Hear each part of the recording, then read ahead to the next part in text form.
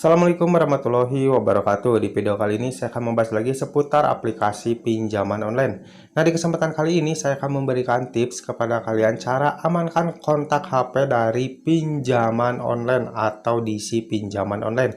Tidak hanya aplikasi pinjaman online ilegal, ini juga berlaku buat aplikasi pinjaman online legal, walaupun sebenarnya jarang ya untuk DC dari aplikasi pinjaman online legal itu melakukan yang namanya menghubungi nomor-nomor di luar kontak, atau dalam arti kontak-kontak kalian akan dihubungi oleh DC tersebut. Namun ini sebagai ancang-ancang saja, takutnya nanti ada DC-DC yang tidak bertanggung jawab yang melakukan hal tersebut ya, karena banyak juga nih yang mengalami keterlambatan atau gagal bayar di aplikasi pinjaman online legal yang sering mendapatkan ancaman dari DC-nya itu akan menghubungi nomor-nomor yang ada di ponsel kalian.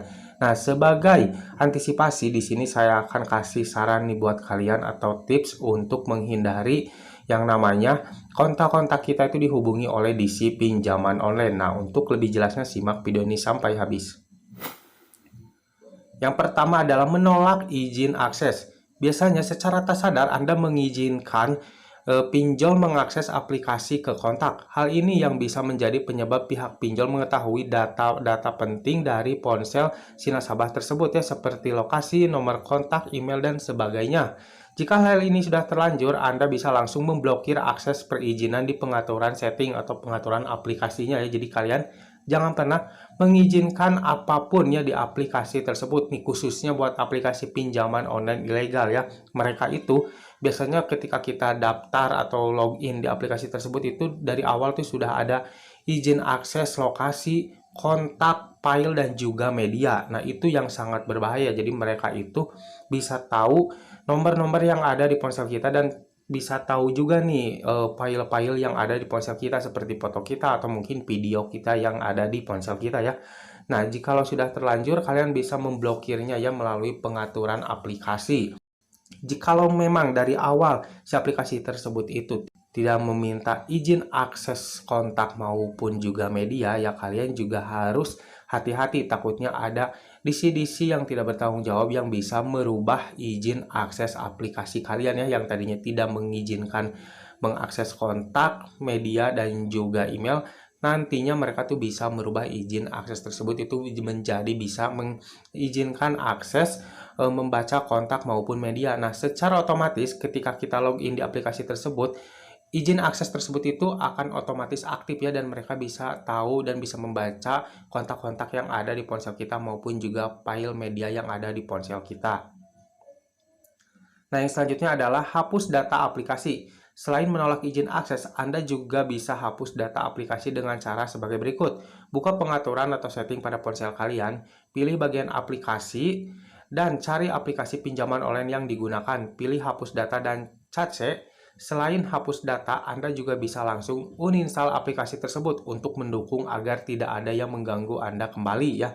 Jadi, kalau memang kalian itu sudah tidak sanggup membayar atau mungkin sudah tidak sanggup lagi untuk melakukan pembayaran tagihan kalian, angka baiknya kalian hapus data aplikasi. Nah, setelah kalian melakukan hapus data aplikasi pinjaman online tersebut, kalian bisa uninstall aplikasi tersebut ya. Buat apa? Kalian simpan juga kalau memang kalian itu belum siap untuk membayar. Nah, jadi alangkah baiknya kalian hapus saja aplikasi pinjaman online tersebut. Nah, yang selanjutnya adalah ganti kartu SIM. Ini menjadi yang paling penting ya, agar kalian itu juga terbebas dari yang namanya teror-teror dari DC pinjaman online. Kalian bisa ganti kartu SIM kalian yang kalian daftarkan di aplikasi pinjaman online tersebut.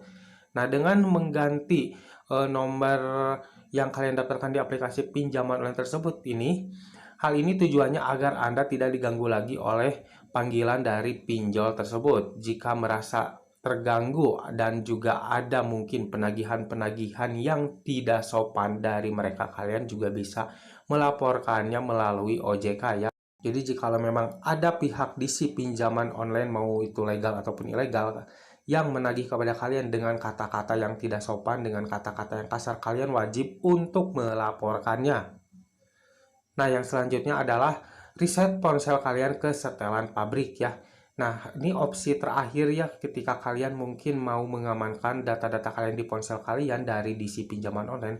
Alangkah baiknya setelah kalian melakukan hal-hal yang tadi, kalian bisa lakukan reset handphone kalian ke setelan pabrik. Jadi secara otomatis ponsel kalian itu akan bersih lagi ya, tidak ada virus, tidak ada data-data yang bekas dari pinjaman online tersebut lagi ya. Kalau mungkin untuk data-data kalian seperti KTP yang kalian daftarkan di aplikasi tersebut itu mungkin masih akan tetap ada ya di aplikasi pinjaman online tersebut, karena yang bisa menghapus hanya dari pihak pinjaman online-nya tersebut saja ya. Dan itu juga dapat dilakukan ketika kalian memang sudah tidak punya tunggakan. Namun ketika kalian mengreset handphone kalian ke setelan pabrik, tentunya ini aman dari yang namanya penyebaran data dari pinjaman online ya. Dan pastinya juga dari pihak di si pinjaman online itu tidak punya akses lagi jikalau memang kalian sudah menghapus aplikasinya, mengganti nomor, dan mereset ponsel kalian ke setelan pabrik. Mereka tidak punya akses lagi untuk melihat data-data kalian yang ada di ponsel kalian. Jadi ini sangat penting dilakukan oleh kalian yang mungkin sekarang mengalami keterlambatan atau gagal bayar di aplikasi pinjaman online, dan kalian berniat ingin mengamankan data-data kalian atau kontak-kontak kalian yang ada di ponsel kalian agar tidak dapat diretas oleh si DC pinjaman online tersebut.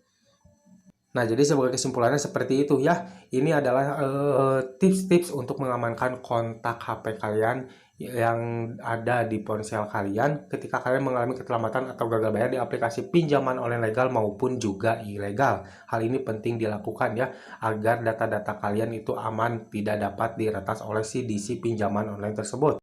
Sampai jumpa di video selanjutnya. Assalamualaikum warahmatullahi wabarakatuh.